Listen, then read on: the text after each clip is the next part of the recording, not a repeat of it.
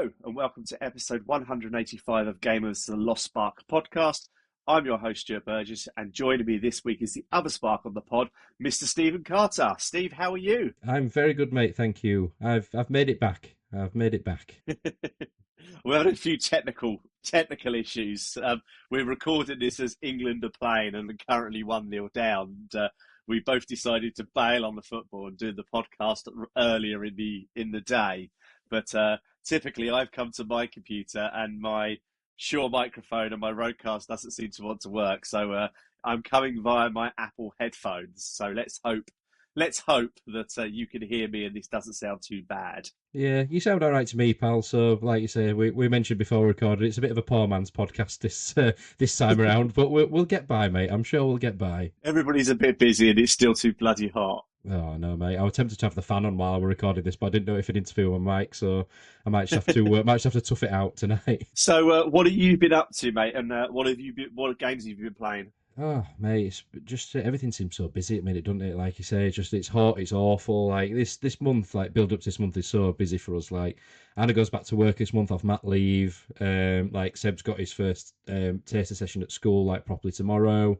It's Oscar's birthday. He starts nursery. Oh, mate, like this month is just like we're so busy. Like I looked at my calendar this month and I'm like, we've barely got any spare time. Like the time that we've allocated for ourselves is like birthday parties or this, that, and other, and blah, blah, blah. We need to go get Seb's school uniform and da da da. It's just like, oh, like trying to fit anything in like gaming time has been a bit of a challenge, to be honest with you. So I have managed to squeeze some time in. So I have managed to get a bit of time in. So I started the latest chapter and season of Fortnite yesterday. So I had a few technical issues with that streaming it. So I started it and I got partway through my first game and my PS5 just completely locked up. Like it Oh, just really? yeah, just completely froze up. I just started getting shot at by somebody. I was running away, knee sliding away, and then it just froze, just completely locked out. I had to do a full restart, safe mode, the works, and then that somehow seemed to have made me lose my mic on my Twitch stream when I rebooted it. So I was talking to nobody. So there's me chatting away to myself.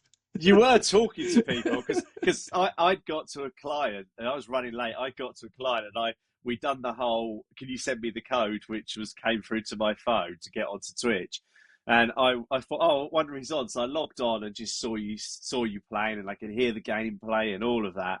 And then I'm like, is he talking to Cam? Yeah, I can't hear him. So it's like messaging you going, I can't hear you. So I think both of us recently have done Twitch streams and it's something's gone wrong with it. We'll get there in the end, mate. We'll get there in the end. But it's like, say, when I started it, I have the app on my phone and I always do that, the little bit of a, can I hear myself, make sure it's right. And it did. And then I was figured, like, when I jumped in again, I was like, well, it worked before. It's got to work again. And, like, I did all my mic settings and everything. It wasn't muted on the controller or the headset, but yeah, I don't know. So yeah, I had a brief dabble. So the video is there for about an hour's worth for what it's worth. You'll see me playing, you'll see me talking, but you won't hear my voice. So there you go. I did come away with one victory though, Stu. I say I saw your victory because I Yes. heard the music playing, Yes. Yeah, and yeah. and I've not even touched it this month because we've been busy. So it's like it's much to Anthony's dismays not being on the podcast tonight. We haven't really got much Fortnite to talk about. No, and I must admit, is like I enjoyed playing it, but there's not enough really. I don't think, as it stands for this chapter or season, to really hook me in. Like, there's no real collaborations at the minute. There's John Wick, but I'm not a massive fan of that. So there's no real big major franchise or tie-in for me. So I'll nip in and out. Whether I do the full job of getting to level 100 or getting the full V-Bucks out, I'm not sure. But we'll see. We'll see. But I've started it at least. I think I got to level 11, I think. Right. Because there's about 4 weeks worth of quests to do. Oh, So of yeah, course, so yeah. there's quite a lot. When I jumped in, I was like, "Geez, yeah, I've not played this in a while." So yeah, so I had a brief dabble. But the other two things that I've been playing a lot more. First of all, is First Light 007. Okay. So I've been playing that on the PS5. And I think, to be fair, I'm echoing a lot of Anthony's sentiments on it. Really, I think it's a cracking game, and I think it's easily the best Bond game we've ever had to date, which I know sounds obvious, but obviously because of it's on a new console and shiny and bigger and better and blah blah blah. But as we've seen in the past, just because it's got the license doesn't necessarily mean it's a good game. But IO have done Yeah. a very very good job at making a very believable Bond story, character, universe. I think I sent it to you guys in the opening sequence when the guys like MI6 would never do this, and he's like, I'm not MI6, and it's just a Mm. Yeah. completely. You can see any of the actors, of the Bond movies saying that. Do you know what I mean? It's such a great one liner and sets the tone for the game. I think it's great. I think it's obvious that IO have done it. The elements of Hitman are there. There's quite a lot of elements of Hitman in there, but not to the point that it's just a reskinned Hitman. There's enough Bond in there to make it a unique experience, I think. I think Bond's sometimes fragile. I think Anthony mentioned this as well in the previous show with his thoughts, that it seems like the hand-to-hand combat is very much tilted in the enemy's favour, which, whether that's a choice, whether that's a specific design choice, I'm not sure, but I play other games on the easier modes, just for the sake of ease and just because of my time's limited. I don't want to have to spend loads of time retreading old ground. And even then, it seems like he can punch a guy in the face, repeatedly before you get able to take him out. You get punched twice, and then they throw you against a wall. It's like, oh, he's down. It's like, oh, okay. Like, these are not like big grunts, these aren't like the big beefy militia. This is just your run of the mill lab guys, security guards, whatever, that shouldn't really have a very complex combat capability, shall we say. But yeah, I think it's great. I think it's really, really good. I've just got to probably about halfway through it now, I think. Right. Um, I love the section where you're in the cargo plane. I thought that was fantastic. Like, I don't think you've got to that point yet, but No, I I love haven't. that bit. That was really good. So that, like, for you especially, if you get round to it and get some time into it, there's some great set pieces, and I think the stealth is good. I think it's good. I think the combat side of it is better. I think that whether that's because I like shooting more than stealthing, I'm not sure. But the combat is very good.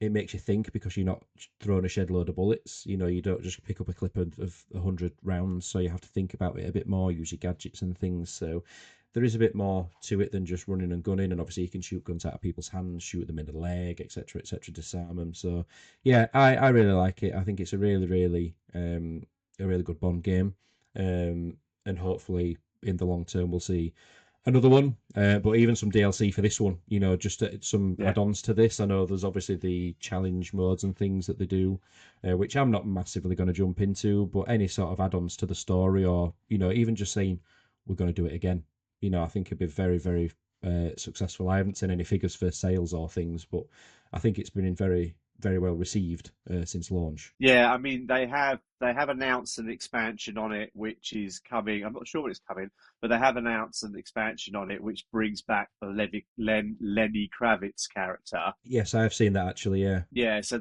we have got some stuff coming which is good. Obviously, I think me and Anthony discussed it. I can't remember if it was on the last pod or if it was on the group, but we discussed that Amazon have sort of gone, oh, this is successful, and just hopefully they're going to work with IO to make a sequel to this in a few years, Mm. and not think that they can bring it in house, not pay IO to develop it. Because I'm like you, I agree that it's nice because it's not Hitman, but it's also not a shooter. It's sort of somewhere in between where, Yes. you can be a little bit stealthy. You can do fun little things like shoot the gun out their hand and not like kill them completely.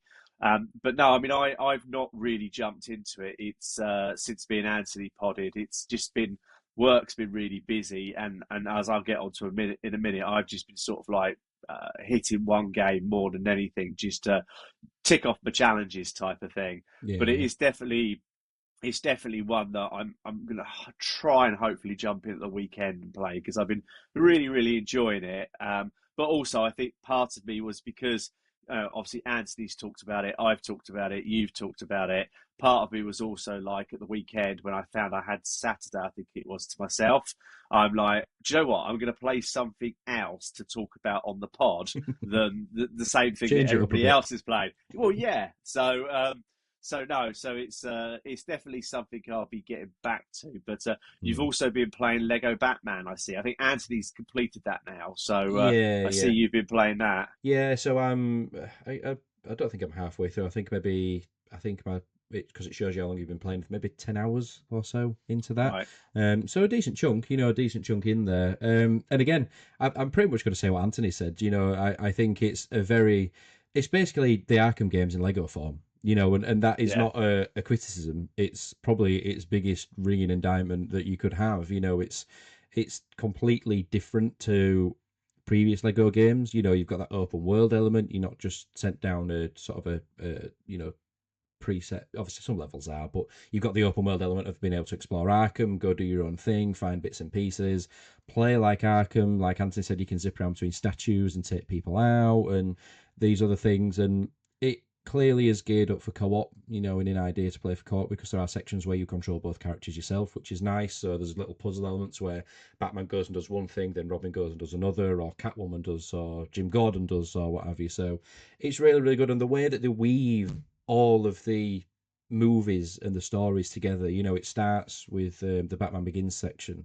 Yeah. Of how the Waynes pass away, and that's a story we've been told many many times before. But then it goes into all the the previous ones of um, the '90s Batman, and then it goes to I can't remember the thread of it now, but then it goes to like Two Face, and then so on and so it weaves them very very well. And you'd kind of wouldn't if you didn't watch the movies or follow them, you'd probably think that this was just how it naturally progressed. And I've just got to the bit where you get Robin. So you go to Okay. the Flying Graysons, but you go to the circus and all that carry on with Two Face. So I've just come out of the other side of that now. But yeah, I loved the Lego games of old, that came out on the 360, where it was just basically recreating the levels of movies in Lego, the Star Wars, the Indiana Jones, Lord of the Rings, Harry Potter, etc., etc. But I think this is the future of Lego games if they keep doing them. They could easily go back to Lego Harry Potter, Lego Indiana Jones, Lego Lord of the Rings, remake these games again in this style. Because obviously we've had Lego Batman games before. This isn't the first Lego Batman game we've had. But to give like a Middle Earth section, like a Hogwarts section, to these other franchises, give it a new lick of polish, make it this open world type thing again. I could quite easily see them, albeit retreading old ground a little bit, bringing them back to life in a different way because now we've got the text, we've got the dialogue, we've got the acting, the humour, whereas before all the characters were silent. So again, they can bring that element to it now that they couldn't before. So yeah, I love it. I think it's great. It's just a brilliant game to dip in and out of. Again, you can just go complete one of the chapters for the story, do that, put it down, or just like you're doing with Forza Stew, you're exploring the Yeah. map with this. You can just go find some of the collectibles in Arkham, go some of the Joker riddles, some of the the Wayne Tech things, that sort of thing. So yeah, it's easily one of the best, if not the best, Lego games that we've had for sure. Oh, I think it's the same the way they've done it, where they've almost made it, if you can say, a bit more grown up Lego game. Yes, yeah, Because yeah. Lego games are obviously Lego games, which are suitable for kids as well as adults. But this one, they just seem to have lent a little bit more into the adult side of it, whilst portraying and keeping it family friendly. So I quite agree. I think you could do like a Lego Indiana Jones, or a Lego Hogwarts or something like that, but step Mm. it up. Lego Lego Spider Man, that would be quite good, or a Lego Marvel or something like that. Yeah, we've had the Marvel, but again, you could have that. But I think the one thing that I really was hoping when we had the Lego City Undercover game was almost like a family-friendly GTA, but in Lego form. Yeah, And I thought that was a great game, but we've not had something off the back of that. But again, you could quite easily make something of that ilk again without a yeah, franchise, with a story, and that's something else that they could do. But Whether we'll see that, I don't know. Yeah, it's. I mean, hopefully they'll just see how successful this one has been, and then maybe just go, okay, well, maybe if we do this with a few more, bring back some of the old titles or something like that, and then make them a little bit more grown up. But Mm. um, but yeah, but as you mentioned, yes, I've been very much as I put on the docket, Forza Horizon 6 mopping up.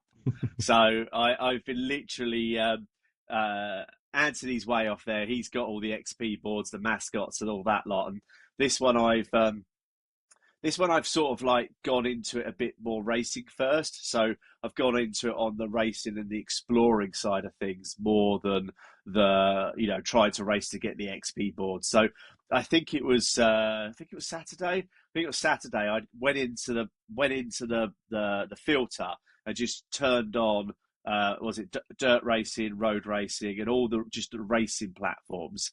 And then basically what I did was I just basically decided to just get all the racing done, get all the what are they called, the Goliath sort of like races done, Mm. and then just clear the map of all the racing. So I did all that, and then literally just sat down and just started over Saturday and Sunday, just hitting all the XP boards, and then even to the point of just before we podded, I was this afternoon. The laptop had completely run out of charge, so I brought it upstairs and was like, oh, what am I going to do for half an hour whilst the laptop charges so I can do some more work? I know, I play Forza. So I was sort of like mopping up the speed cameras, mopping up the jumps, and the other thing I've started doing with it a little bit more is this online racing, because one of the achievements is get to level 10, I think it is, in Forza Live or Life. I can't remember which one it is now. Um, but basically, I went in there and started playing some of the racing and some of the competing against other people, and I really really enjoyed it. And it almost fills that void that motorsport had. And one of my favourite ones in there is an app, or sorry, a race that's called Spec Racing. So what it is, it's everybody's the same. Everybody's in the same car. You can't have any mods. So they give you like a 1990s Nissan GTR. The only thing you can change is the colour, and then you just race each other. Mm. And it's quite good. And then there's like the downhill racing. I can't think what they call it now, but it's like the two of you next to each other, and then you're basically racing downhill against each other. And the idea is to try and get in front of the other person and not let them past. Right. But yeah, I'm really really enjoying the online side of it, which is really really good. Bought another house today. Bought another house. Went and visited Anthony's house. Anthony, your house doesn't look that good. You need to polish it up a little bit. Go, go and do what I did. Go and find one of those like 50,000 points or whatever it was. You could buy someone else's creation and Like put a it in prefab. yours. Yeah, yeah. So I've now got like three car spaces. I've got a TV area, and then I've got a massive like 400-inch TV on the other wall. Yeah, I bought another house the other day, and I was like, I could doll this up. Like I've got like 3.5 million credits or something. I've like not spent them. But I was doing the same as you the other day. I was, because obviously Forza ticks off your Xbox rewards quite nicely if you've Yeah, got it installed. It's a Game Pass game. It's on the console, and it counts towards your monthly or your whatever pack. So it's quite a nice one to get your quests done. So I was the same. I've been doing the XP boards, the mascots. I've got all the mascots now. They're all done yeah, and dusted. They've got the last few XP boards to do. I think maybe 10 or less, but some of them are on the last island, which I haven't unlocked yet. I've not unlocked that right. last island, so I think that's where they're hiding. I've just trying to unlock the space shuttle event. Oh, okay, yeah, I think I've either just unlocked it or I'm just yeah. about to unlock it. So that's next. But yeah, I've not been doing any online, I must admit, but it's good that it's there and there's options to do it. I mean, fundamentally, you are playing online, but not online, I guess, aren't you? And you don't have the option, I guess, to rewind and obviously correct your mistakes and such by playing online. But I guess it just is what it is, isn't it? You know what I mean? It's just tough. I think I'm trying to rinse it for everything it's got, but there is a lot. I mean, for Mm, instance, for instance, like earlier, I was doing the drag strips, and I Yes. think there's two drag strips, and to get rid of the drag strip icon from the things you haven't, no, sorry, yeah, the things you haven't completed map, um, you've basically got to do the drag strip in every single grade of car. So you've got to Oh, sit on that. So you've got to sort of do it in C grade, B grade, A grade. Was it S2, S1, A, and all of those yeah. grades. So it's not too bad because you could just fast travel back to the start, open up the map, go to your cars, change your car to the other one. So it's not too bad, but you've got to then do that also for the time attacks. So you go to a time attack track, which I think there's about 3 or 4 of them, and you've got to set a time in and a C car, a B car, an A car, an S1, an S2, um, and there are a few things in there like always. There's a couple of speed zones that I just cannot do. Like I'm Mm. missing it by 1 or 2 miles an hour, and then there's a couple of trailblazers I just cannot seem to get. So I may well park it. Excuse the pun. I may well park it for a little while. We've got as we record this next week, we've got Black Flag coming out, which I pre-ordered today. So I may well park it and start. Well, we're going to get onto a game in a minute, which I did something a bit different with. But I might park it, play Black Flag, and do that for an hour and see how we get on with that. Um, I then decided to jump into two other games, one of which I've sort of seen online for a while. And I think it's one of those things where I must have been watching something and YouTube chucked up, why don't you have a look at this next? And it's a game called Will Follow the Light. And what I decided to do, actually, if you go to our YouTube channel, if you're listening to this, if you go to the YouTube channel, I've actually put up the first hour of the game online. Um, no commentary, no talking. You don't have to look at me. It's literally just the first hour of the game. But it's basically you play a lighthouse keeper. It starts off you're on a boat, which obviously you're not lighthouse keeper, but you're a lighthouse keeper. Something's happened in the town, and you're trying to find your son. And it's a bit of a like puzzle game, walking simulator.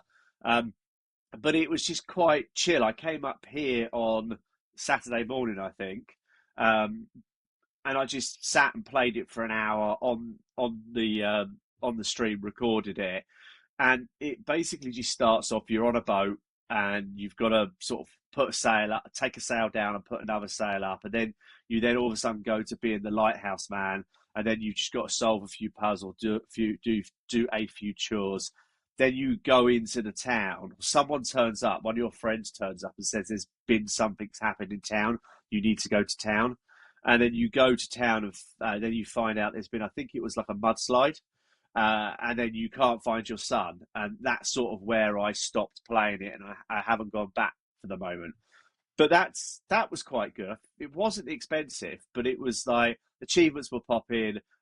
It wasn't in Game Pass; I had to pay for it. But again, I think it was like £25 or something like that, Mm. and it sort of fitted in with where I am at the moment, which ironically, because it's a puzzle game, you do have to think. But where I don't really have to think about it, I can just sit down and play it. And because of instant resume on Xbox, I could just be halfway through a level, just close the Xbox down, and I know I'm not going to lose anything, and I can come back to it.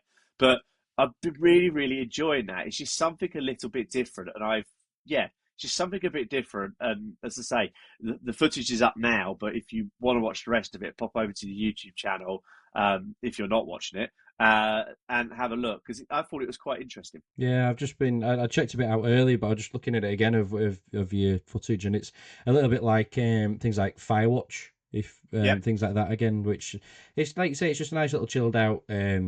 Albeit it's a bit spooky, with it being set at night with the fog and the mist and things. But and like you say, God love that instant resume. That if you've got a puzzle that you just simply cannot fathom, just turn it off, then come back to it. And for a brief, oh, for God's sake, I'm at this bit again, and I can't figure. And then there's something so simple. There's always something so simple, isn't there?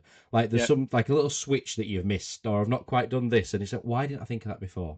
Like if instead of like banging your head against a brick wall for like half an hour and you can't figure it out. So yeah, it's. I mean, I say it's a shame.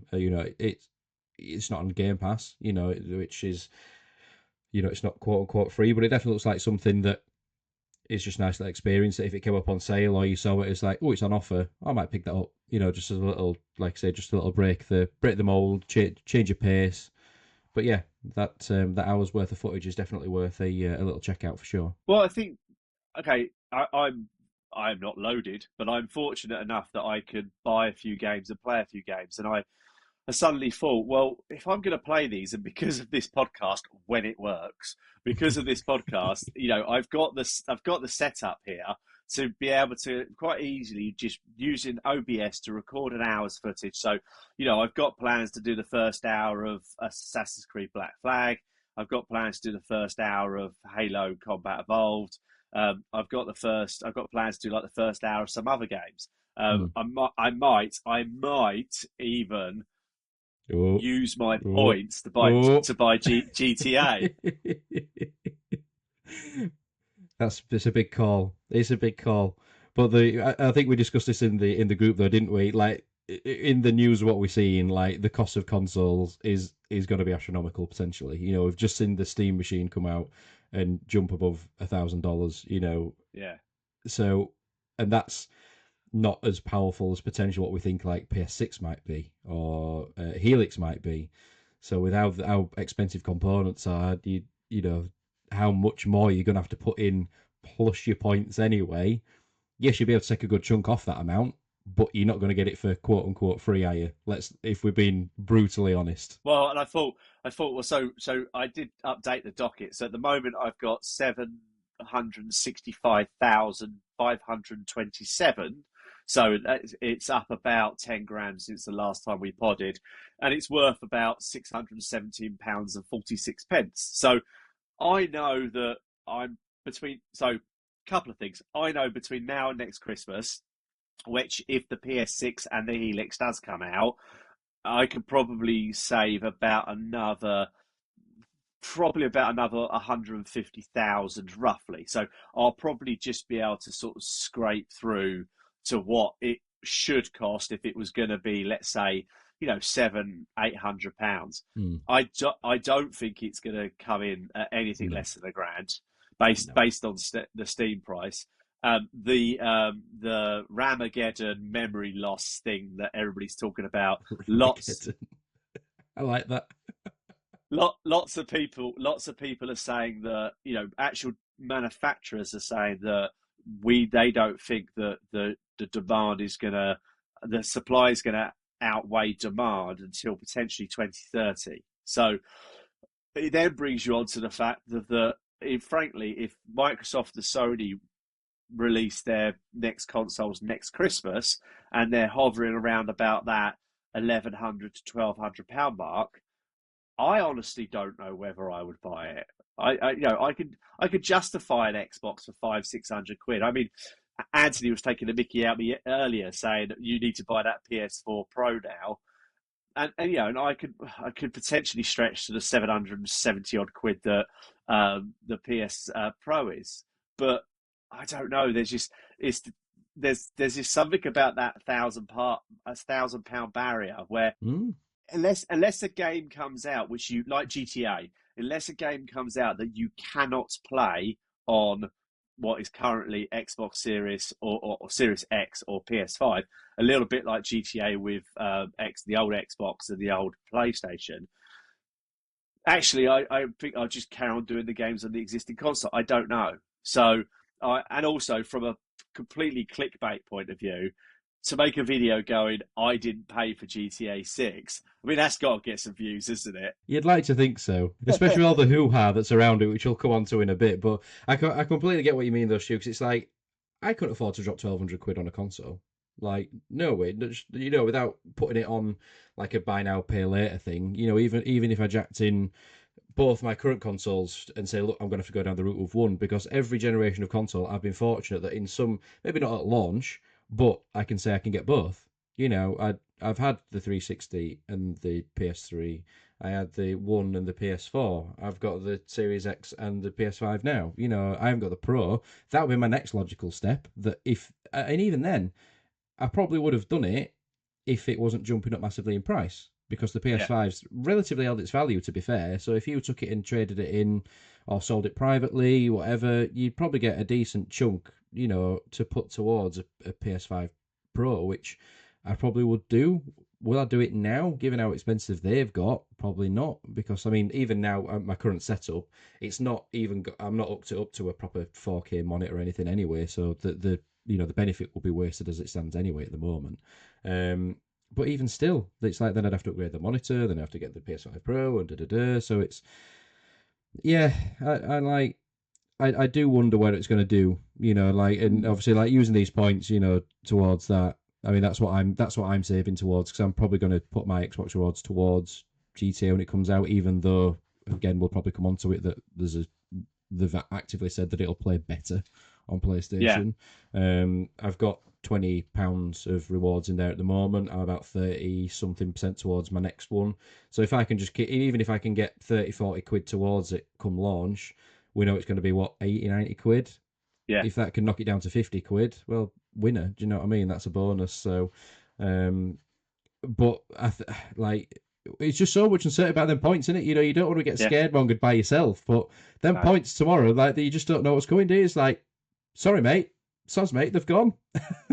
Exactly, especially with all the stuff that's going on around Xbox at the moment. And obviously, I would, ultimately for the last game I played, I could have done with a PS5 Pro because I was I was looking. Okay, this was from Game Pass, so I think you can buy it anyway.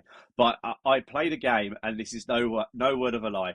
The game just pinged up in front of me, and I looked at it and went, "That's quite interesting. I quite like the idea of that." And it was like really early one morning, like stupidly early, like 4:30 in the morning. So I'm like, I just fancy playing something. So I'm looking on Game Pass, and there's a game, and it's called A Game About Digging a Hole. It's a run seal game, mate. It does Yeah. exactly what it says on the tin.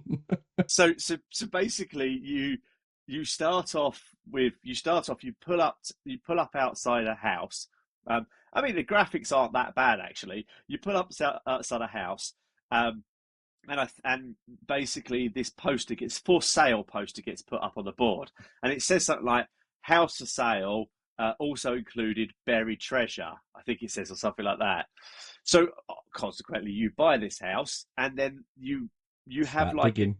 yeah, you have a garage, and you have almost like a trowel, like a very small spade or shovel, and you start digging a hole, and you start digging this hole where the X is in your garden, and then what you do is fundamentally the further you go down, uh, like in um, uh, like in real life, the further you go down, the more precious stones you find. So at the top, you're getting like uh, stones, and you're getting coal, and then you get copper, and then you go all the way down, you start getting diamonds. And the idea is you dig the hole, and you collect the stones, you put them in your backpack, you go back to your garage, you trade them in. That gives you money to upgrade your equipment, and then you dig a bigger hole, a bigger hole, a bigger hole, and then you basically go all the way to the bottom of the hole, and then there's a surprise at the bottom of the hole I won't give away. Um, but it's just weirdly, really, really weirdly addictive. It's almost like this I can't remember the name now, but it's almost like the steampunk world games where it's oh, I'll just spend another 5 minutes doing this. I'll just spend another 5 minutes doing this. Oh, I've just upgraded my shovel to Hmm. a to like almost like a drill, like a mining equipment. So now I could just go all the way around the wall. Um, and then when the only bit of advice I would give if anybody plays it sort of states that you only unlock your achievements after you finish the game, but you don't. If you like have collected 40,000, let's say, pounds, once you complete the game and go back to your game again, and you found out the mysterious ending, all those achievements unlock. So I made the mistake of quitting the game and starting a new one, where one of the achievements is like full 70 meters or something like that. And what you have to do is you have to dig all the way down to the bottom till you get to the bottom. And then you just have to lunge yourself off the side until you hit the ground, and then the achievement unlocks. So I have probably paid it, I don't know, probably paid it for about 5 hours over the two games. Um, and I've unlocked every achievement, which is apart from the one what says complete the game in half an hour, because I've got no idea how you'll do that. So I'm just like, that's not that. I'm not even going to try. I might watch a YouTube video or something like that to find out how someone done it. Because the problem is you don't unlock things like a little jetpack until a little bit later. So if you just stand there and dig, dig, dig, dig, dig, you won't get out of the hole. So you have to almost like dig some stairs, which Mm. takes time. So I might, it's there. I've said it out. I might do it, but no, it's a weird one. But it's just one of those games that you just don't have to think about because you're just digging a hole. It's as simple as that, yeah. And it's a bit like, I guess, like Power Wash Simulator. Like again, it's just something quite therapeutic about it. Like you say, you're just cleaning away. Don't have a care in the world, just getting on with it. But it's a Game Pass game, so it ticks off Yeah, the old quests. So it's definitely something I'll jump into, especially now we've ticked over into July and the 4 pack and the 8 pack just started again. Well, do you know what? I'm at a loose end for 10, 15 minutes, half an hour, what have you? Just dig a hole. Why not? Let's just dig a hole. Rather than doing the XP boards and stuff on Forza, let's just dig a hole instead. Why not? Why not? it's less frustrating than some of those XP boards, I tell you. Mm, And actually, you give that, you say that the actual noise when you get your mining equipment, the actual noise is reminiscent of Power Simulator. It's right. almost like they've used the same noise. It's really, really spooky. But yeah, I mean, obviously, as you say, with going back to Forza briefly, um, uh, there was about there was about four boards on there I just could not do, and I was trying, and I was trying, I was trying. I was getting a bit ragey, and I'm like, just turn it off. And then to re-emphasize your point that you said just a minute ago about when I turned the Xbox back on at 7:30 next morning, bash, bash, bash, bash, done.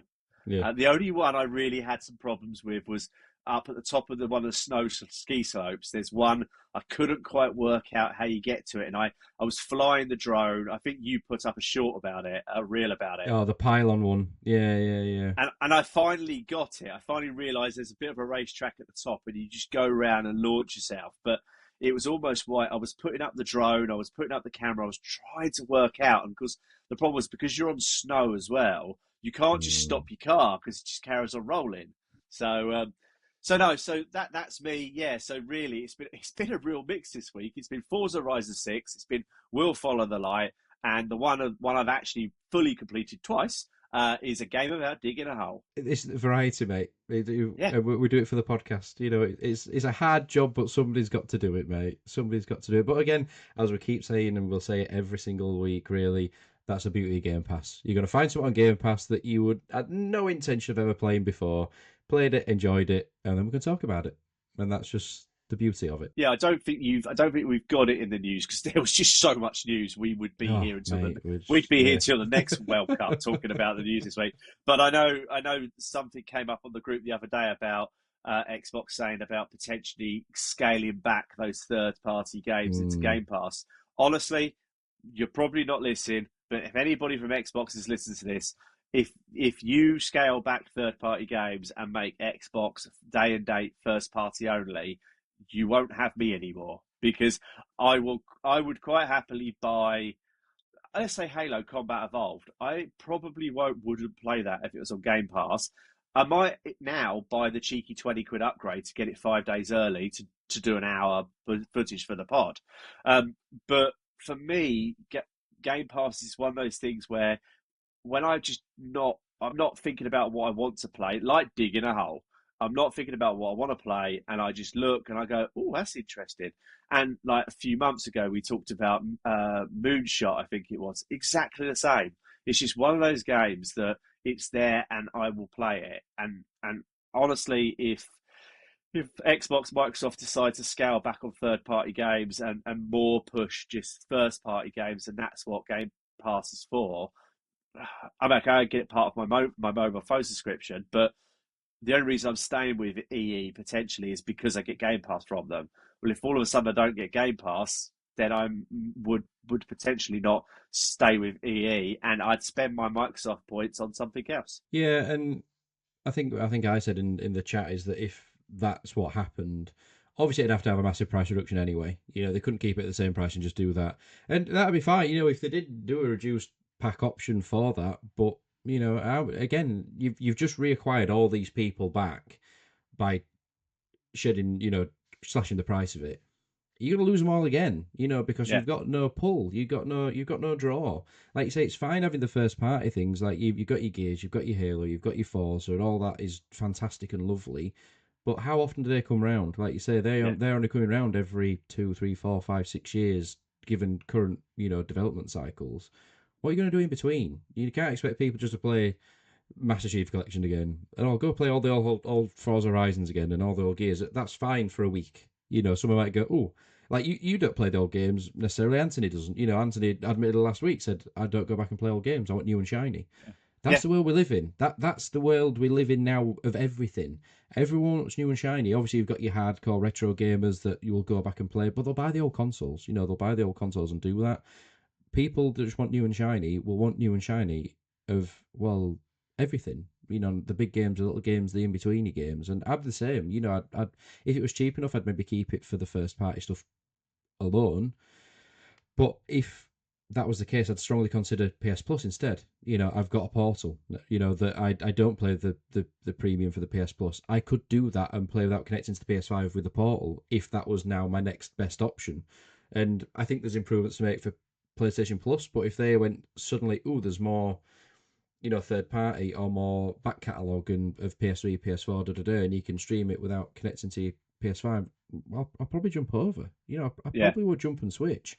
But yeah, as we'll touch on with stuff for Microsoft, in the news sections, there's a lot of worrying signs right now on both fronts, really. I guess from both camps. But yeah, hopefully that doesn't happen because I think they'll just massively shoot themselves in the foot with that. Well, I think, yeah, I say we'll get onto a few of the stories in the news, but there's quite a few stories in there which sort of go hand in hand with this sort of briefish news story we've had at the beginning. But before we get onto the news, we have actually got a bulging mailbag down here, and we've had a letter, email. We've had an email in from Marcus. And he said it's okay to read it out on the pod. So basically, the email read, "Hey, Lost Spark crew, Marcus from Whitford here. Just wanted to drop a note to say how brilliant it is to have Anthony back on the pod." Right, okay. I'm not going to read his letter now. That's it. Thanks, Marcus. Thank Yeah, you. thanks, Marcus. Thanks. Click unsubscribe.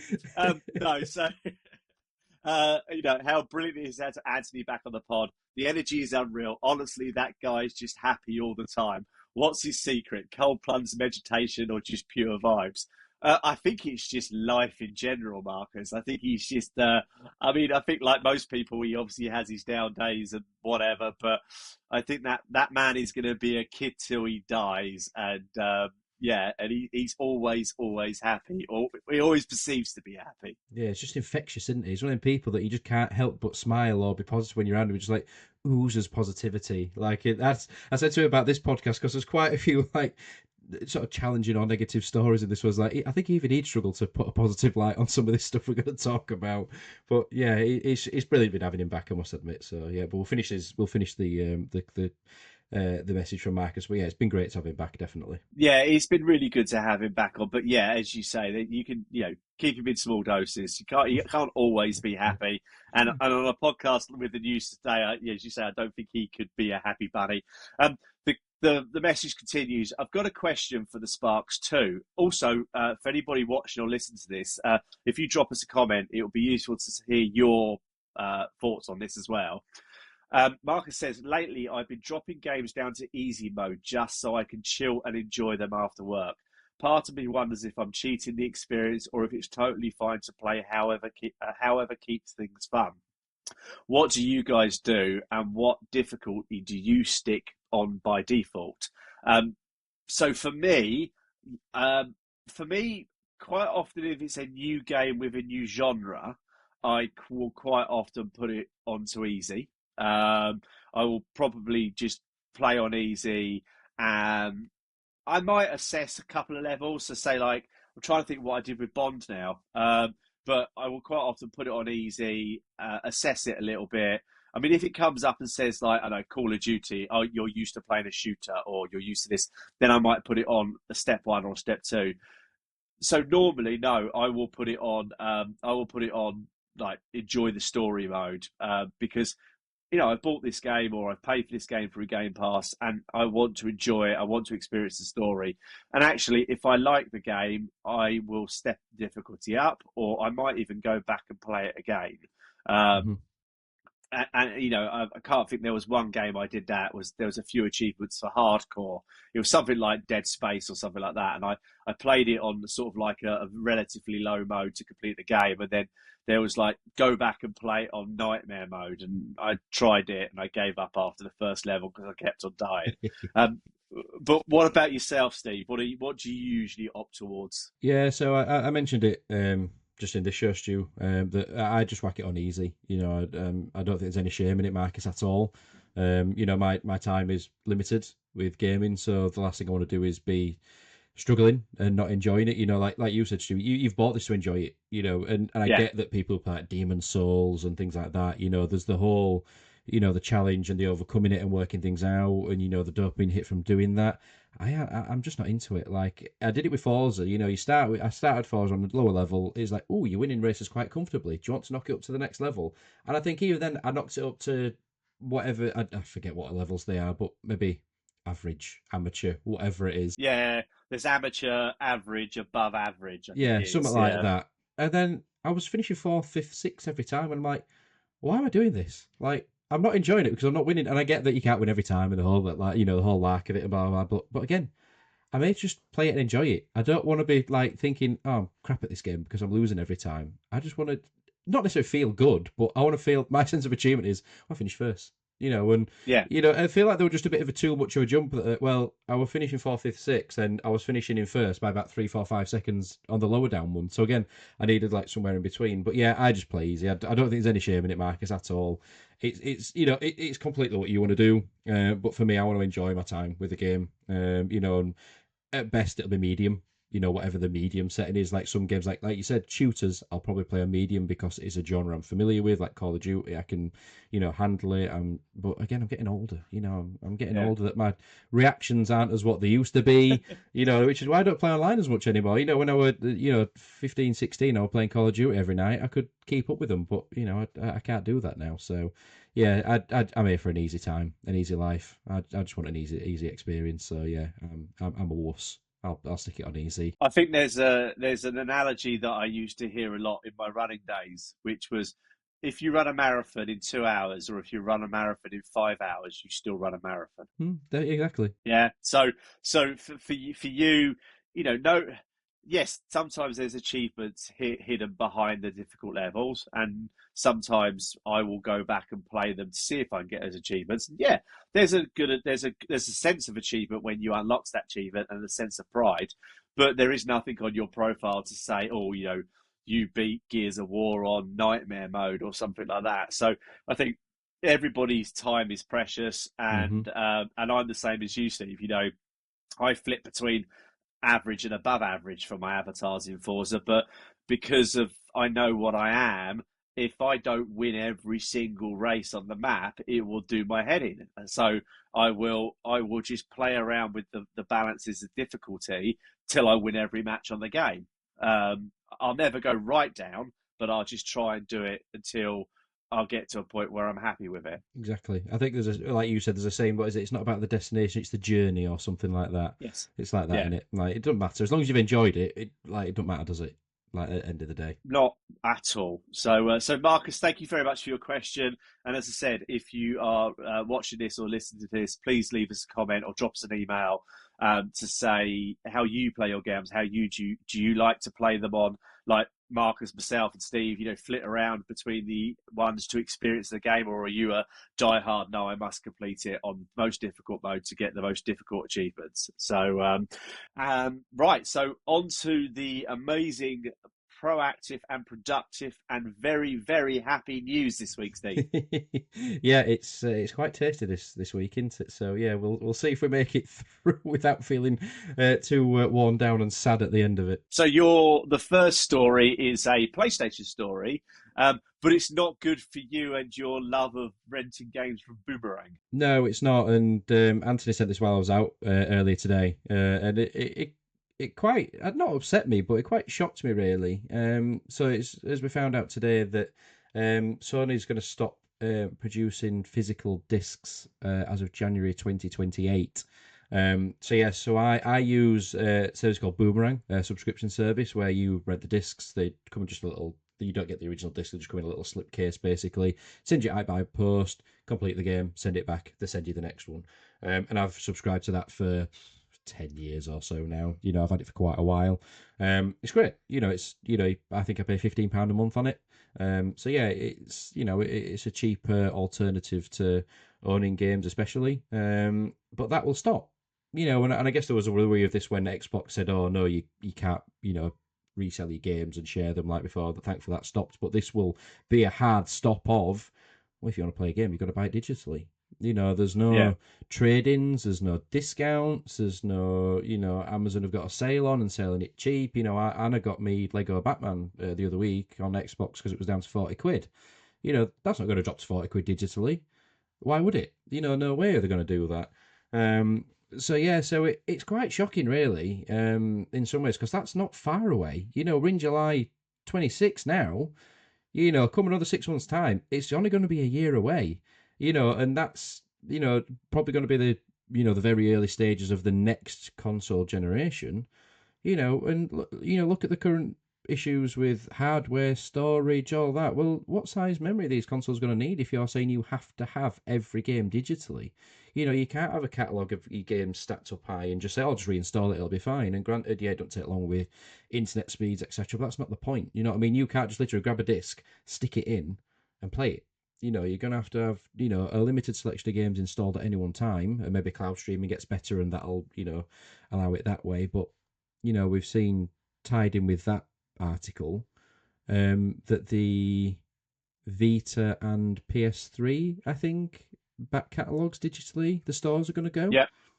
So they're really, really slashing support for these sort of things, which I know things cost money. Like I get things cost money, and having servers to support all these games digitally and to download them, and physical media will cost money to obviously the disc, to install it on the disc and the packaging and so on and so forth. But do they really get that much? I mean, they must do. Is that many people that want to play digital now that don't want to own a disc? Well, just looking at that, it's got on after 2 decades of supporting PS3 console generations. They look like they are closing the PlayStation Store on PS3 as well as Vita. It looks like Mexico, Honduras, Nicaragua. PS Store on PlayStation 3 will close in this August. Additional Latin America and Middle Eastern countries, the PS Store on PS3 will close late this year. And in all other countries, the PS Store and PS Vita will close in July 2027, so a year from now. So, and then briefly touching on a story we're going to come on to in a minute. Obviously, GTA have announced that there's not going to be a physical disc at launch, and actually, you can understand that because they don't want it to leak. And I can't think of what it was now. It was one of the podcasts the other day. Someone was saying how they went into a small family store and they just looked at this game selection and went, "That game's not out yet." And the guy behind the counter just went, "Yeah, it's not out till next week, but we don't care when we sell it." So they get the games early so they can sell them on launch day, but some stores are just selling them out because for them a sale's a sale. So obviously GTA's not putting out a physical game, and also the rumours have slightly been squashed that might come out 2, 3, 4 months after the game comes out. But I've also heard a few rumours that's not going to happen. There's actually no plans to bring GTA out on a physical disc. So I just don't. I mean, for me, I quite enjoyed, like your Batman analogy, I quite enjoyed, there's a few games I've gone on to Amazon and brought at a discounted rate. Ghost of Yotai was one of them. because I'm like, oh, I want to play it, but I'm not going to play it when it's brand new. So let's wait till it comes out and comes down in price. That's not going to happen anymore. Yeah, and I think the obvious thing there, Stu, is obviously like with GTA not coming out on disc, is the size of games. You know, if the obvious thing there we haven't really discussed is that how big this game like GTA is going to be. You know, we saw I think it was at Cyberpunk that came out on 3 discs, maybe. You know, Yeah, how many discs can we expect a game to come on before before it gets unreasonable? You know, like I said, production cost for a game. You know, if, a Blu-ray I imagine is not cheap. You know, even if you buy it in bulk, then to obviously have 4, 5 of them if these games are getting to like maybe whatever, you know, we see games now are like 150 gig in size. You know, if we're seeing games get 253, 350 in size, it's going to come on like 5 discs. So again, I kind of see it. You know, I kind of get it. But there's the whole. I think I mentioned it in the group recently. The whole anti-digital, you know, pro-physical movement of I've bought this game, I own this game. I shouldn't need an online requirement to play it because if you shut it down, my purchase is no longer a thing. So basically, I'm just renting this game. I'm not buying it, and I should have the choice to still be able to play that game if I want to. Because if you're saying I'm just renting it, well, I should get something back for it. You know, so if they shut the online or the you know it's online only, I get it. I understand it. I completely get it because there's still some people that won't want to. They can't connect to the internet. They don't have the capability to do so. And like this, the people want think they want something in their hand. You know, I've bought something. I want it physically in my hand. You know, this is my purchase. So I completely get it as to why there's people that aren't happy or won't be happy with this news as it's come out today. yeah, and I think there's that. I mean, we've seen it in a lot of other things. You know, obviously music now. You know, a lot of music is you just rent the music on Spotify and Amazon and things like that. But you still could go out and buy, I think, a CD, even a cassette tape in certain scenarios now. Mm. Um, but and obviously then there's that. I mean, I can't think what they call it now, but isn't there like a there's like a share technique within Nintendo where you can sell that game on that digital version of that game. Yeah, yeah. So you know, it's going to be interesting to see when that does happen, and if lots of other, you know, obviously we've had it in years for PC games, but obviously if PlayStation and Xbox follow each other, then there's going to be that case of well, okay, so but I can understand it if a £6.99 Steam game or a £9.99 Steam game, but when it's a £99 99 pence copy of GTA that you might want to pass on to a family member or sell on to a family member, you can't. So I think that's got to change in a way. Yeah, I mean it's a funny one. You know, I don't play physical unless it's a game like Yotai where I just wanted to try it out. Um, but yeah, it's a funny one. But I think unfortunately it is the way it's going to go. And you say, even though there's a hell of a lot less costs, there was a, I don't know whether it was a spammy thing, but Simon, who does the other podcast with me, he sent me a link, which was a picture of an Instagram post or something like that, where and it was an Instagram post from like a gaming website like us or gaming club like us. It says, and it said, uh, and it said like Marcus Brown's, you know, a picture of Marcus Brown's post or something like that. It says, uh, found a way to save myself some money or make some money. I've drawn down on my 50 is it a 501k they have in America? I've drawn down, I've gone out and bought 50,000 digital copies of GTA 6. So when they run out of copies, I can sell these at 2, 3 times the price. Now, first of all, they won't run out of digital copies. And second of all, your purchase is tied to your account. So if that is true, which I don't think it is, you've just spent $50,000 on the same copy multiple times to your account. So I've never tried to buy the same game twice on my account because it says you can't. It says you already own Mm. this. So I think it's a bit spoofy. But the reason I said it was that you could see this happening. You can see Oh this yeah. happening. I mean, the amount of times I bought the same car twice in Forza is unbelievable. You know, I've got two like £3 million Aston Martins at the moment because I've pulled up next to the side of the road and it says, "Oh, would you like to buy this Aston Martin Valkyrie at 70% off?" Go on then. And then I go to a shop and find out I've already got three of them. There's a reason why it's discounted. Yeah, yeah. So I don't need it because I've already got it. So No, it's sad if we start to lose physical copies from a point of view of game preservation and being able to pick up a discount. I just hope that if they do more digital only, that unlike Nintendo do and unlike GTA will do, is that they discount them a bit, after 6 months or so to make that it's a little bit more affordable for those people that would have gone along to your favourite store and bought the second-hand copy. Yeah, yeah, it's yeah, like you say, it is the unfortunate way of the world. Like it's like you mentioned rightly there, with streaming, music, TVs, everything like that. It's just inevitable, but we can't keep everything that way. But it would be nice if even if just some of the smaller games came on disc, or part of it was on disc. Even if part of the game was on disc and you downloaded the rest, like we see quite a bit now. At least then you've got something in your hand, tangible, to say, I own this. This is mine. Yeah. I don't know. Yeah, it's inevitable, but yeah, it still sounds quite a shocking or alarming thing to still speak about, even though we know it's probably going to happen eventually anyway. Yeah, so we'll see. But right, on to the next news story, a bit of Xbox. So this is from IGN. Xbox apparently is speeding up work on the new Fallout games. One form of Bethesda death warns that faster sequels risk fan fatigue. So basically, new boss Asher Sharma is reportedly speeding up development on the new Elder Scrolls, Fallout, and Halo games as she prepares to hit the reset button on Microsoft gaming business. Now, Fallout fans are wondering what has been made of the new game in the post-apocalyptic franchise. One former Fallout developer is cautious against pumping out big games faster and faster in fear of game fatigue. I completely get where they're coming from, but I think Fallout is a prime example of they knew the TV series was being made. I mean, we said this before on the podcast. They knew the TV series was being made.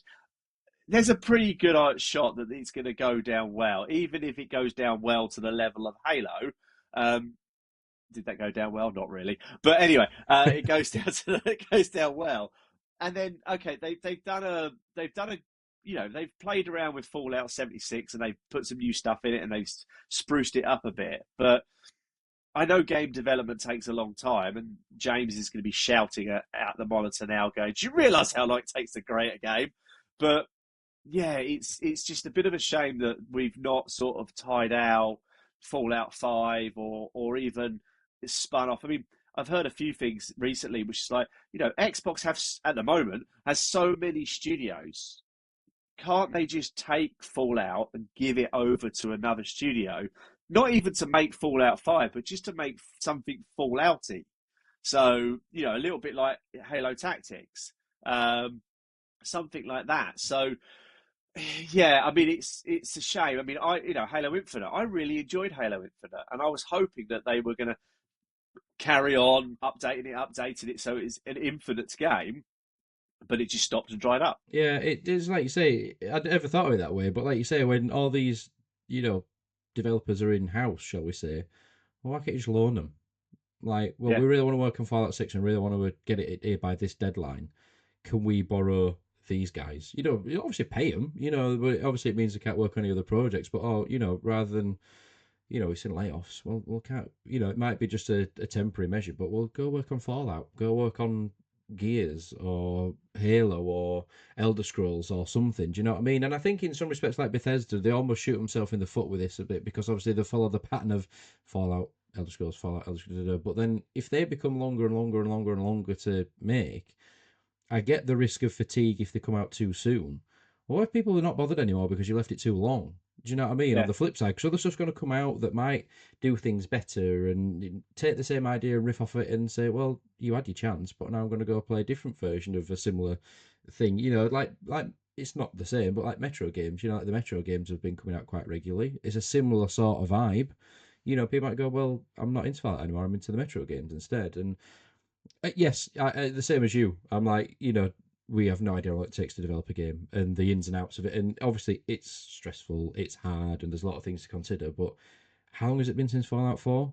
And since Skyrim? And it's like, well, what have you been doing for them 10 years or what have you? Do you know what I mean? Yes, you've been busy doing other things, but we've still got no tangible evidence of the next Elder Scrolls or next Fallout.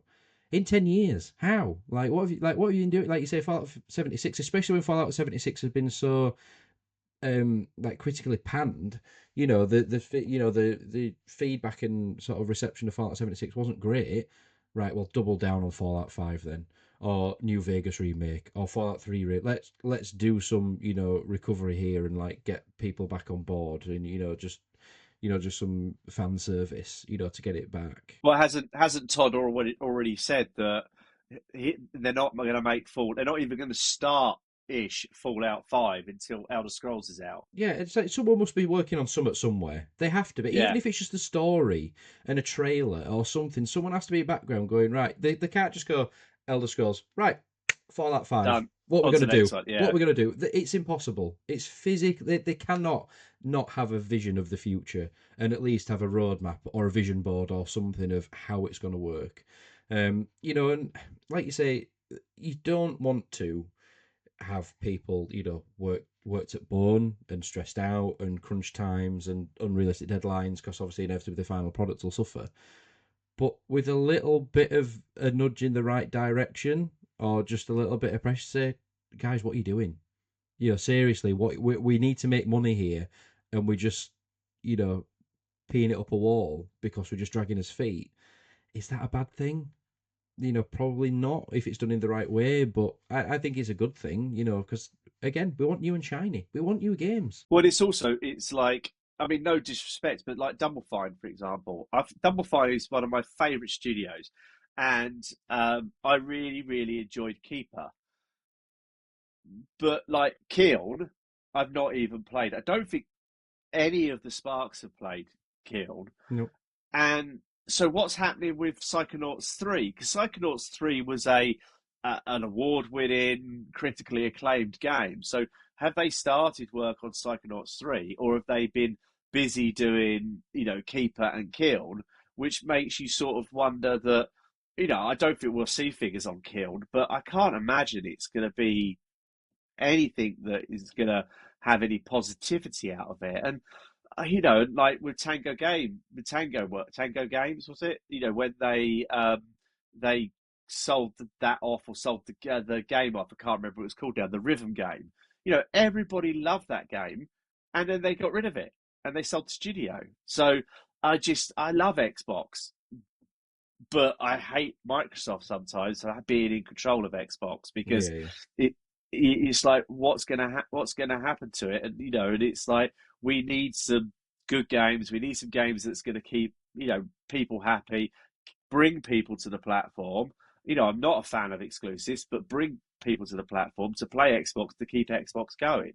So, but one game that X was probably made Xbox some money with their percentage share of the profits or from the sales from it is GTA, and that's in the next story. Yeah, and obviously we've covered about the lack of a disc which we had as part of this news article. We covered that, but yeah, like we've not seen any official numbers or figures from Rockstar in terms of the actual sales, but this is potentially earn $1 billion as a rough estimate in the first 60 minutes of going live, and then I've got a separate.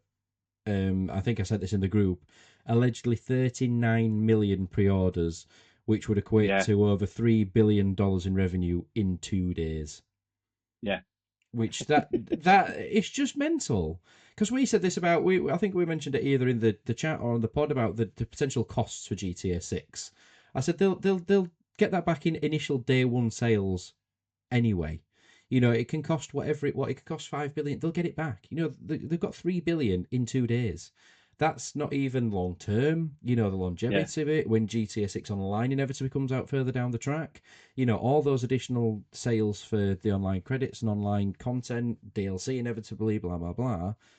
It's just mental. It's just, and again, it's a lot. It's a lot of money for a developer to spend on a game, because if you're looking at that figure, and again, this is probably the things that are going through, Sharma's head when she's taking over Xbox. Is like, these are some scary numbers. The development costs, they're very, very scary. It doesn't take it like a movie producer or production company long to suddenly go bust because, well, we've wrapped up a massive bill to create this movie. It tanked at the box office. Bye bye. You know, there's no other way to make any money. And similar to this, really, if you make a flop, that's it. It's probably game over. So yeah, from a a proud profound studio like Rockstar having a billion, several $1 billion production value is scary. But they were always going to make that back. Oh, they were always going to make it back. I've got here just it's an AI summary, a web scrape, which says whilst parent company Take Two Interactive and Rockstar Games have not publicly disclosed exact figures, Indri Analysis and Insiders report the estimated total development and marketing budget for GTA 6 is between 1 billion and 2 billion, with some fans and other insiders going, it could be the most expensive product in history, with unverified amounts saying anything up to 3 billion. Well, they've already made that back, so they've not got to worry. They can start 15 years of development for GTA 7 for us now, and I'm going to buy that with a Microsoft point. It might be that expensive to buy it by that point anyway. But yeah, it is. It's silly money. It's scary money. Do you know what I mean? I mean, this kind of, I guess, poo poos our whole thing about digital online. Not giving discs. Well, there you go. This has been all purely digital sales. $3 billion in revenue digital. But how many would they sold physical? That's the thing. But again, it's the whole argument. But yeah, it's scary money. And also to think that's console, that's just PlayStation, which I think that they say roughly they reckon 60% on PlayStation, 40's on Xbox. Yeah, roughly. Yeah. And then also you've got people like James, and Anthony's not bought it, but you've got James who's like, I'm not pre-ordering, and Anthony's like, no, I'm not allowed to pre-order because James says I can't pre-order. But it is that case of like, there is now billions and billions and billions of digital copies that have not been delivered yet, that cannot be sold on, that if little Bob's younger son is coming of age and he can now legally play it because he's 18, and his brother moves out, he's got to buy a copy for himself. Yeah. So it just will keep on giving them money, which obviously, then as you say, it's going to come to PC eventually. It's going to come to GTA Online eventually. So yeah, I'd hate to think how much this is going to make them, but hats off. I was old enough to play GTA. Remember playing GTA when it was top down and you were driving a car around, a little bit like Sensible Soccer. GTA London, that's a throwback, isn't it? Just a bit. Talking about talking about digital games. I got this morning, and I sort of like double took on it, going, yeah, I know, Little Britain, yeah, I know. But I got a message this morning, which has been confirmed on IGN by Wesley Inpol, which was Microsoft is reminding Xbox Game Pass members that they have to buy Call of Duty Modern Warfare 4 if they want to play on day one. Microsoft is sending out notifications to Game Pass members, so this was actually like on the dashboard of the Xbox. Actually, I think I got it on the app. Reminding members that Call of Duty Modern Warfare 4 won't be in the subscription service this year. So if you want to play the game at launch, you'll have to buy it. Call of Duty Modern Warfare launches globally on Xbox Series S, X, PS5, PC via Battle.net, Xbox on PC stream, Nintendo Switch on Friday the 23rd, October the 23rd, 2026. Microsoft decided to stick a $70, I can't remember what it is in pounds, as a standard edition on price point on Call of Duty this year, resisting the temptation to go to 80, and the Vault edition costs 100. Well, thank you, Xbox, for not putting the price up and reminding me that I have to buy it. Guess what? I'm not. Nope. And this is why I like Boomerang, because I can just rent it instead. So thank you. But it's this world that we live in, though, Stu, because 100% there'll be someone. Why can't I play it? Why can't I play it? I should be able to play it. No. But again, I guess that comes with the whole thing of the confusion of this is included, this is not, but the older ones are, but the new ones aren't. So I kind of get that somebody might get confused by it if they don't keep up to date with the gaming news like we do. I suppose it's good in a way that they are reminding people, but it's almost like, here, please, can I have your money, please? Thank you. Yes, I'll have your $70 for Call of Duty. But like you say, I'm like, I'm all right. I'll either wait a year or I'll get it on Boomerang, and that'll do me. Thank you very much. I mean, don't get me wrong. I can completely understand it why they took Call of Duty off Game Oh yeah, Pass, because it makes that's made made Activision so much money. Putting it on Game Pass is just it's negative for them. So I completely get that. Um, I think because, well, one, I've still got last year's one to play because still can't work out how to start it. Or actually, to be honest, I've not even bothered going back to try and start it. But I like Call of Duty, and it always has been my Christmas game. It's always been the game that I've really enjoyed. When I stop at Christmas, I will play that Call of Duty and really enjoy it. I think just because the last few years have been a bit lame, and like even last year, I really didn't get into zombies. It's just not a game this year that I is going to really potentially be on my radar unless I don't know, unless at last minute there's some really good reviews and I just say, "I'll sod it, I'll buy it," or I'll use some points or something like that. But there's so much coming out between now and Christmas that and I've still got to go. What is it? I've still got to go back and finish Bond off. I've still got to go back and finish Lego Batman off. I've still not played High and Life 2. I've still not played Avowed. There's still so many games that are in Game Pass which I can play. Which do I want to spend £100 on Call of Duty? I won't buy the Vault Edition because I don't really play it online. So 70 quid for the main game. No, I'm like you. I might rent it. I might pick it up second hand, or I'll just wait until it comes out next year. yeah. And it's just Call of Duty's not the thing that it was, but yeah, I agree. It's a good move that it was removed. To make Game Pass cheaper. I get it, and it's added revenue for Xbox, which that's what they're all about at the moment. But yeah, it's just not. It's just not a day one purchase for me like it used to be anymore. Yes. So right, keeping the positivity Oh coming yeah. towards the end. I mean, I've got no idea how long we've been recording because hopefully I've edged this together beautifully, but we've had to stop and start this a couple of times. So continue with the positivity, Steve. The next story is over to you, and guess what? It's about Microsoft again.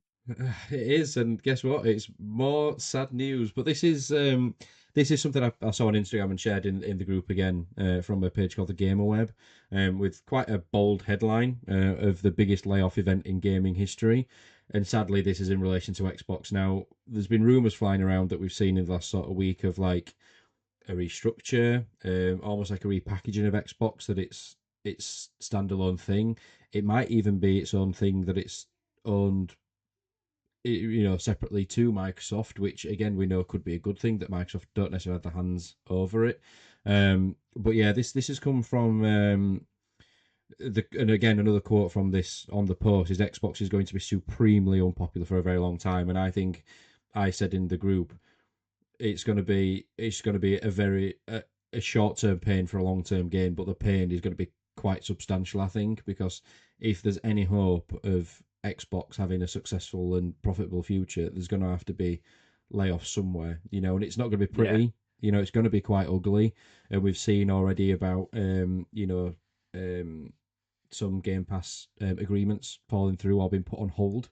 They've been frozen for now while they're just while Isham was going through it all and looking at it from just from a bottom line point of view, which I think is what they have to do. They have to take all emotion out of it, and it has to be financial. Just it has to be. It's the I say cleanest way. It's a cold way, but again, it's the if they want to make money and still survive, well, that's how it has to boil down to brass tacks. But this warning's come from the creator Duke Nukem, who's claiming that Xbox's restructuring is going to be the largest layoff in gaming history. It's not just a roundup of job cuts. It's not just oh, sorry, we're going to have to let X amount of staff go. It's going to dwarf every previous wave of job losses that we've seen, which could mean that again, some studios, developers, they're completely cut off. I think it would be a case of that my Xbox just says, sorry, no, we can't keep you anymore. It's going to be, and there will be hundreds, if not thousands, by the sounds of it, probably internal, external. There's going to be a massive streamlining coming up, and we've seen it in businesses outside of gaming. it has to come to it if the business wants to survive. And of course, it does want to survive. You know, she's not coming to just go, yeah, we're going to wind it up. She's come to try and save Xbox. You know, that's what she's come to try and do. And it, you know, it's going to be awful. It will be awful because you don't want to see anyone lose a job in any realm, in any industry, in any job. You don't want to see it happen. But they're in survival mode, and if that means they have to cut ties, then that's what they're going to have to do. But it does sound like this next sort of 12, 18, maybe 24 months is going to be quite painful. It's going to be very painful. Yeah, and I think it's sad to see because obviously behind all of this is are obviously human beings who have jobs and families, Exactly. and mortgages just like all of us do. And and obviously, we've got friends in the industry, and there's nothing really you could say about it.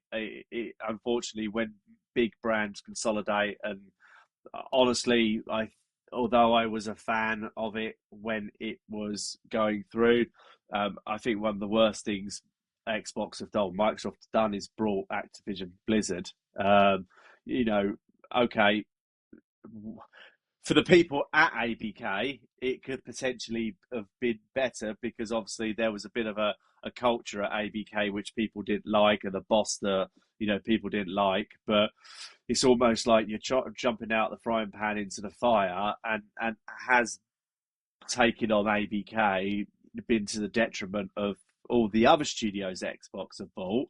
Um, that actually probably could have worked quite well without all those other studios coming in. So, hmm yeah, and obviously we're not just seeing it at Xbox. It looks this week I heard that virtually all of the load of Bungie devs are being laid off. So a lot of the Marathon team, unfortunately, and I think Ubisoft as well this week. I think, but it's just. Yeah, it's, and then obviously you've then also got Saudi trying to buy EA, and then are we going to see that with EA? So, and then you flip it to like my daughter who's next door. She doesn't play games, and a lot of people aren't playing games. So, is the creation of games just going to get worse? And then I also heard the other day that last year, even Candy Crush had its worst ever year, and that was a big money maker for ABK, and obviously now Microsoft. So gaming's in a difficult place, and just like a lot of things at the moment in general life, with things costing so much money, when's it going to end, and how's it going to end? Yeah, well, this is it, and like you say, there could potentially be a generation coming through of, similar like alcohol industry is the same, the smoking industry is the same. You might get generations of kids that they're not going out drinking. Like they Right. did, like in my generation, your generation of going to uni and going out several times a week. Smoking the same. Gaming the same. Especially like these restrictions that are coming in from, like a governmental point of view of like banning social kids from social media and other things. Where does that stop? Because if they're not exposed to seeing video games, they're not going to play video games. Well, when it comes to them being old enough to play them, they're not interested because, well, I've gone this long without them. Well, I'm not interested now. How often do you find something in later life that you suddenly get a passion or enthusiasm for that you've not had since you were a kid? It's very rare. So yeah, so again, I get it. It's the sustainability. Everything costs more money. Everyone gets paid more. Everyone expects more. From pensions to wages to holidays to da da da. It's everything costs more money. Staff costs more money. Buildings cost more money. Rents cost more money. Equipment costs more money. It's we say consoles are getting hammered by components. Well, think what the developers are getting slammed with by having all these, expensive production units of things. That's going to be costing a fortune to run, and all the electric, and all. It's just, yeah, it's hard. It's like you say, we know people. These people are humans. You want them to have a job, and a job they enjoy. Sadly, if they think where things are going to be going, there's going to be hundreds of people applying for the same job, and it's going to be dog eat dog, and some people might fall out of the industry and have to go do a job they don't want to do anymore, and not something they've done for years and years and years, and that's really sad. And to lose some of the creativity and the talent from these studios will be awful, but it's that, or we lose Xbox. Yeah, It's that, and then they won't have a job anyway. They're gonna either way they won't have a job. Do you know what I mean? So it sounds harsh, but Xbox goes and they're unemployed. They're unemployed and might find a new job, and Xbox continues, and they might get a job back at Xbox in the future. You just don't know. But It's not, it's we jokingly said this on the chat that it's not going to be a great podcast from a positive side of things, and Anthony had struggled to get some positivity out of this, but you can't ignore it. We have to talk about it, Yeah. because we can't just sort of sweep it under the carpet. We're not naive. Something that we love and are passionate about is going through a really, really tough and challenging time. And we have to be open and frank about these conversations because it's going to happen regardless. Well, and taking it on to the last story, which it was basically former PlayStation executive Sean Layden has said he doesn't understand Sony's decision to pull back from PC. He doesn't believe late ports were the costing its console business sales. Um, it's quite a longish article on VGC, but I quite agree because if if you make so PlayStation pulling back on PC is is PlayStation saying, well, look, if you want to play Wolverine, you've got to buy a PlayStation console. And in my opinion, they have this narrow view, which will go, well, if we say that you can't play Spider Man, you can't play God of War, you can't play Wolverine, then you'll have to buy a PlayStation. And no, it doesn't work like that. You just won't play it.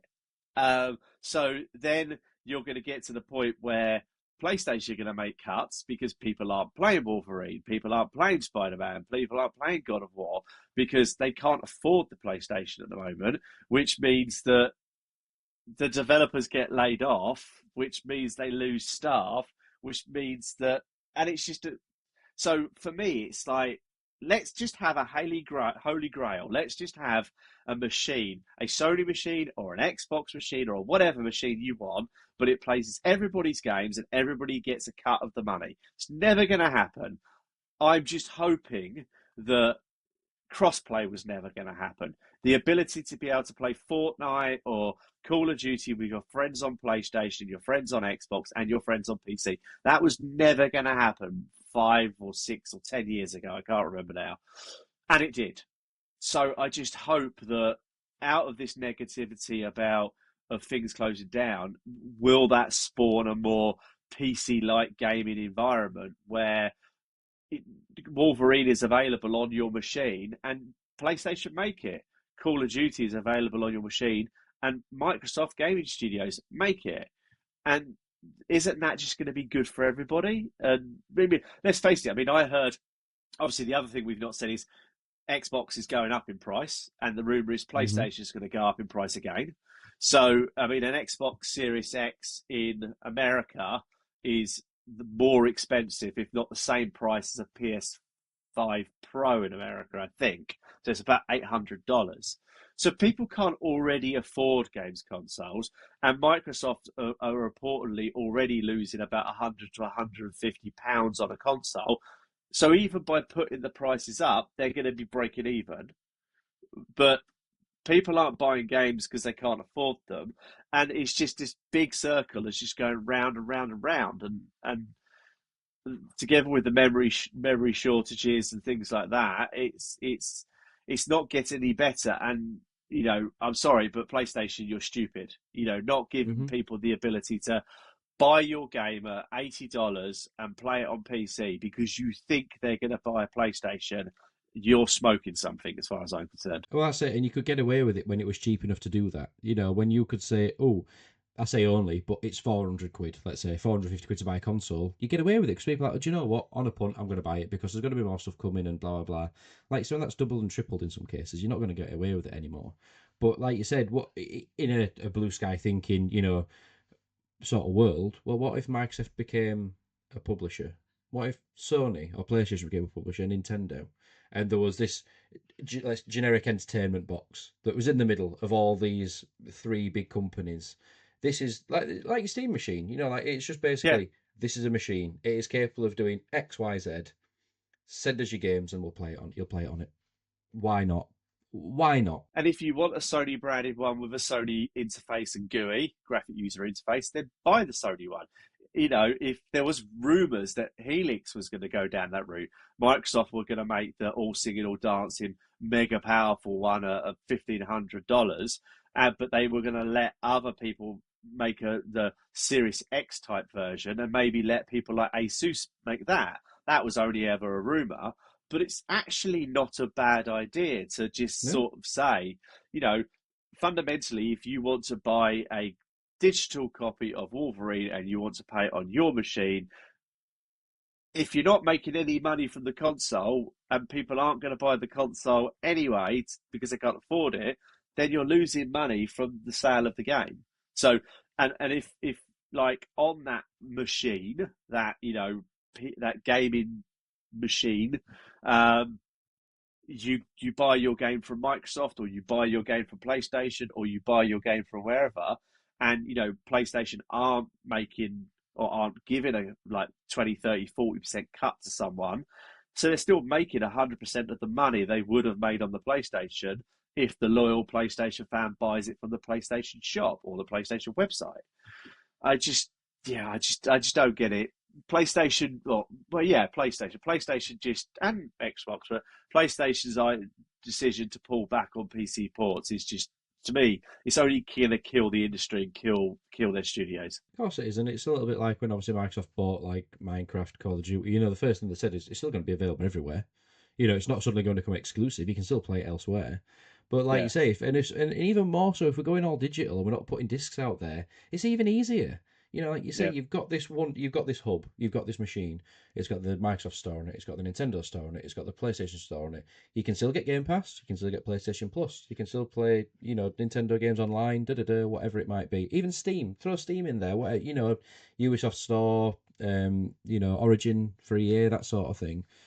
Why couldn't it work? You know, especially if you're going to this all digital, you know, online world anyway, there's no reason it can't work. There's no reason why it can't work at all. You know, whether it's an amalgamation of all three of them that come together and make this machine, like say Asus or whomever, even Apple. You know, let's throw Apple in ring. Apple make just a games console that just sits there. Right, there you go. Have at it. There you go. Like you say, and if it was 1,500 quid and it gave you access to all them three consoles and brands and whomever, and it was going to lasted you 5 to 10 years, that would be an easier thing to sump up for. Do you know what I mean? Rather than thinking, oh, I'm going to have to replace this in 5 years again before they say it's out of date and I can only play these games on it. Well, I've got a vast array of games to play on it. The value comes back in spades. So yeah, that's probably blue sky thinking, but I think some conversation along that line will have to happen at some point. You know, because of it, we can't keep going on. It'll have to. It'll have to. It's going to have to, because at the end of the day, I think if anything, Microsoft would be the one to jump first and just go, look, we're not going to make the console potentially after Helix. Who knows? But no, I mean, if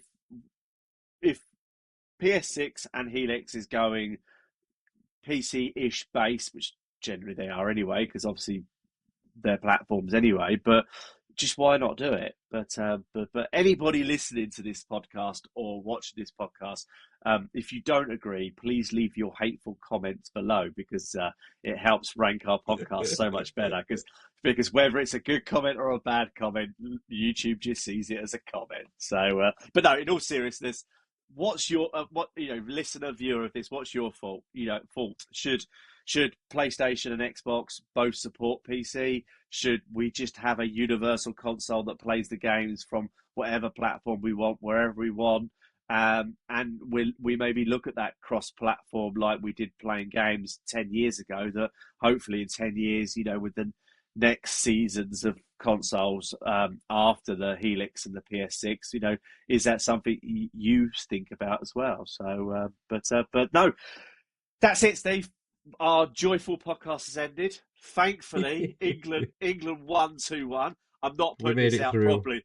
I'm not going to put this out until Saturday. So, frankly, if you've listened to this podcast and I've just given it away, where were you? It's Spoiler Wednesday. It's alert. already happened. Spoiler So, alert.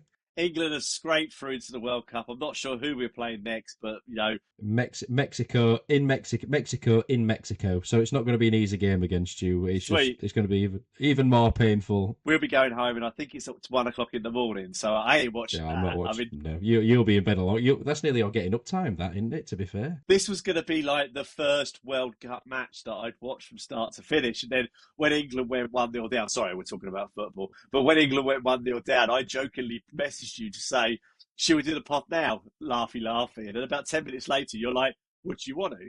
So Why not? let's do This it. is Let's yeah. do it. Why not? So, but anyway, but thank you, Steve, for coming on the pod and sitting in. Sitting in? No, you're not sitting in for Mr. Chester. Mr. Chester's sitting for you.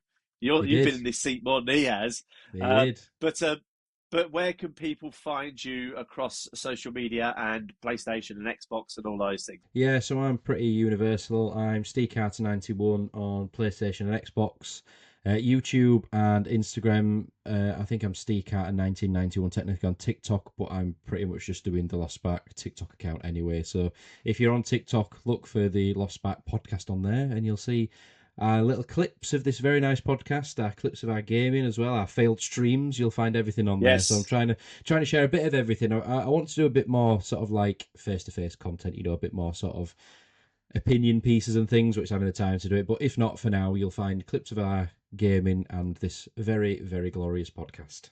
And you're really, really, really annoying 10 times multiplier for 1,000 skills score Oh, the other day that I'm still not you over that. lost for. Still not over that.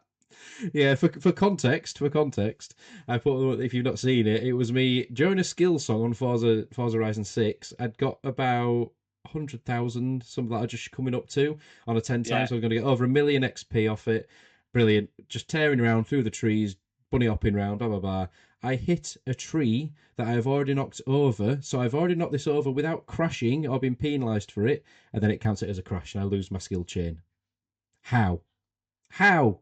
I've knocked it down and it didn't count. Now it's laid there. It can't suddenly be a crash. Ugh. Damn you, Playground. The only thing I noticed was I didn't know. I when I first watched it, you almost like jumped down and hit it at the same time. So whether it took it as a hard impact and a crash, I don't know. I'm not sticking up for. I'm not sticking up for Playground. I've even got the angel perk on that as well. So I must have done it again somewhere online without even knowing it either. So I could have, for that when you're hooning around and then crash into a car, I think, oh, I'm all right. I've got away with it. Not anymore. Not anymore. So yeah, if you're watching this Playground Games, I'm not happy. I am I'm not coming to happy. find you. Yeah. They're in this country somewhere, I think, aren't they? We'll find him. We'll find him. But he's still on the pod for some reason on here, so you can find Anthony Chesson.